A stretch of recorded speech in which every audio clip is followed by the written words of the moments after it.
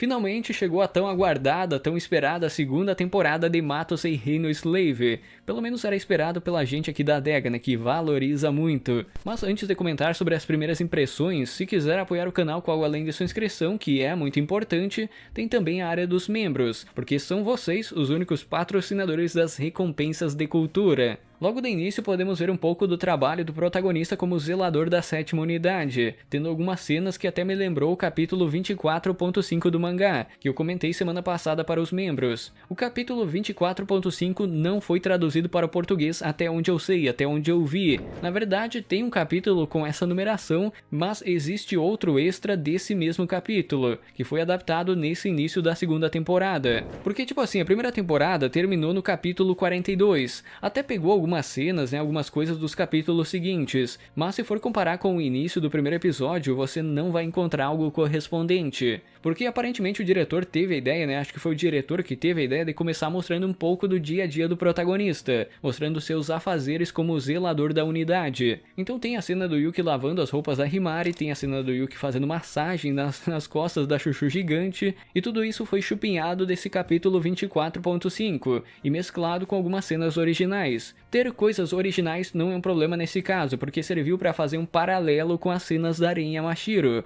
que já estava de olho nos dados do protagonista, então não é uma coisa ruim, obviamente. Além disso, o início também já deu uma palhinha do gênero de ação, né, mostrando que realmente está melhor em comparação com a primeira temporada, ainda mais porque tinha aquele 3D totalmente horrível, mas agora pelo menos foi melhorado. É como eu tinha falado nos vídeos que eu fiz sobre os dois trailers, o estúdio Passione não vai entregar algo perfeito na ação, mas algo aceitável, algo ok. É o padrão de qualidade deles, não dá pra esperar muita coisa. Então após essa introdução que teve essa batalha em conjunto com a unidade da Tenka, a cena corta para uma recompensa com a Kyoka, já dando um vislumbre de como serão as cenas Eight a partir desse primeiro episódio, mostrando a Kyoka e o Yuki apenas de roupas íntimas na cama, né, enquanto a heroína lambia e fazia algumas carícias e alongamentos, né, basicamente isso. E lembrando que essas recompensas estão ligadas aos desejos do protagonista. Anteriormente, a Kyoka alimentava os Shukis com carne, né, os Shukis que ela usava como escravo, e esse era o desejo deles. Mas no caso do Yuki são seus desejos carnais, algo absolutamente necessário para a trama, né, para o enredo.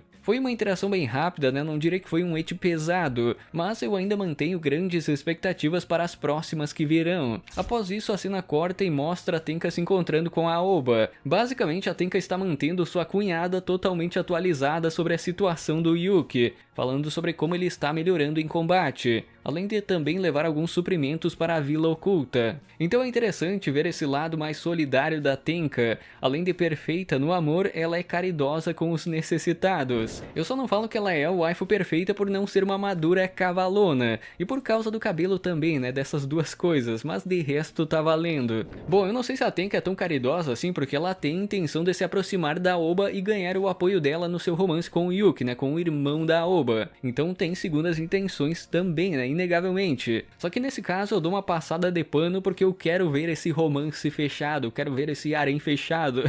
Eu quero que o Yuki tenha mais atitude. Além disso, a Tenka mencionou que logo iria ser realizada uma assembleia, uma reunião entre as chefes das unidades, que é onde será introduzido os deuses do trovão como os principais inimigos do corpo antidemônio. O interessante é que a Tenka não está preocupada com os deuses, mas sim com o bem-estar do protagonista, né, do seu amado.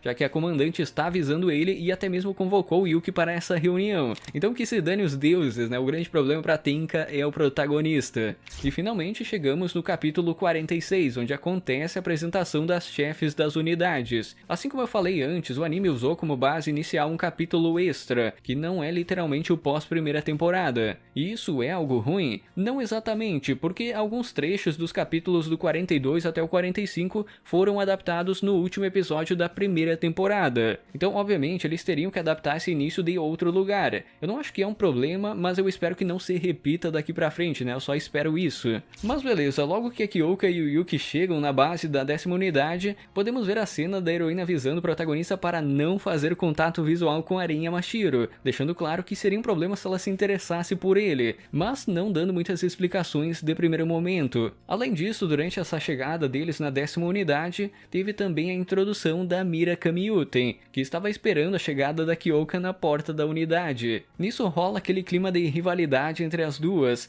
Apesar da Mira parabenizar a Kyoka por ter conseguido sua vingança contra o Shuki que destruiu sua vila, ela fala de um jeito meio arrogante, né, desprezando a heroína. Mas é como eu já falei em outros vídeos aqui do canal, né, essa é uma rivalidade saudável. É o tipo de rivalidade que só serve para aproximar mais ainda essas duas personagens, aproximar elas em uma amizade que será importante futuramente no arco da Mira. E foi uma cena muito bem adaptada, né? Esse momento das duas se encarando principalmente, foi muito bem adaptado de várias maneiras. A princípio a Mira parece ser uma mulher durona, né? Ela tem esse estilo de delinquente que não passa uma vibe muito boa, mas na verdade é o oposto. Até mesmo sendo uma pessoa que gosta de ver tudo organizado, ela demonstra isso amarrando o cadarço do Yuki. No geral, é uma das heroínas que eu mais gosto nessa obra, né? É muito bom ver ela em cores e com movimentos. Apesar de não ter muita fluidez, ainda assim é muito bom. O Passione fez um bom trabalho no design dela, né? Nos dois grandes designs. E a seguinte que eles encontraram na unidade foi a Bell, né? Me lembrando do porquê eu não gostava dela nesse início, né? Quando ela foi apresentada. Eu não sou muito fã desse tipo de personagem que é chorona e tímida, dessa mistura dos dois. Mas quando é uma personagem que tem realmente um desenvolvimento, que fica mais confiante com o tempo, então é algo muito satisfatório de acompanhar. E isso será trabalhado na Bell futuramente, né? Se tiver uma terceira temporada. Tem gente que acha fofo esse lado tímido, mas eu não consigo encarar a Bell assim, né? Não faz o meu tipo de waifu realmente. Então é isso, né? Finalmente acontece a reunião e é apresentado as chefes restantes. As chefes e a minha deusa suprema Fubuki, né? Em especial a Fubuki, que por sinal está muito bonita nessa adaptação, né? Não tem como não notar isso. Eu poderia ficar facilmente o dia inteiro admirando os frames que envolvem essa waifu, mas desse jeito não iria sair o vídeo no dia certo, né? Melhor eu me manter focado, tentar manter o foco no tema. Impressionante demais essa cena. Olha essa geometria. E com a chegada deles no local, obviamente o protagonista tinha que fazer contato visual com Aren Yamashiro. Ele não resistiu aos encantos da comandante de todas as unidades, até recebendo de volta um olhar bem carinhoso, né? Dá pra notar aqui nesse frame que foi bem carinhoso mesmo. Mas é o jeito da Aren, ela gosta de provocar as pessoas e tratar elas como animais de estimação. Isso vai ficar bem claro durante essa segunda temporada. O padrão da reunião segue o mesmo do mangá, com primeiramente a apresentação da Konomi Tatara, que foi escolhida pela Ryu para assumir o posto de chefe da primeira unidade. Até mesmo falando que ela poderia virar uma comandante futuramente, que ela tem potencial para isso. O que consequentemente acabou provocando a Mira e a Kyoka, né? Elas têm como objetivo virar uma comandante. Além disso, fica claro que Aren Yamashiro não quer fazer o primeiro movimento contra os deuses do trovão. O método dela é esperar e contra-atacar, porque isso reforça sua própria confiança. Ela tem confiança que pode lidar facilmente com esses deuses, ainda mais depois de saber que a Tenka quase derrotou o Rairen sozinha. Então a estratégia é esperar e começar o treinamento em conjunto com as unidades. Mas o destaque dessa reunião fica para o momento da apresentação do protagonista, do Yuki, que até ganhou um elogio da Fubuki dizendo que ele é fofo e falando que queria ter pelo menos um filho homem, né, assim como o protagonista. E ter um filho é um problema fácil de ser resolvido, né, só o Yuki ter mais atitude. Ele poderia ajudar a Fubuki a realizar esse desejo facilmente, né, sem nenhum problema. Eu gostaria que o romance com ela fosse simples assim, né, mas nunca é algo fácil. Mas beleza, por fim o primeiro episódio foi finalizado após Aren Yamashiro derrotar os terroristas que tentaram atacar a base da 10ª unidade durante a reunião, assim como foi no mangá. Mostrou um pouco dos poderes da Vairocana, mostrou que ela realmente é poderosa e também deixou claro o interesse dela no protagonista, né? Deixou claro isso.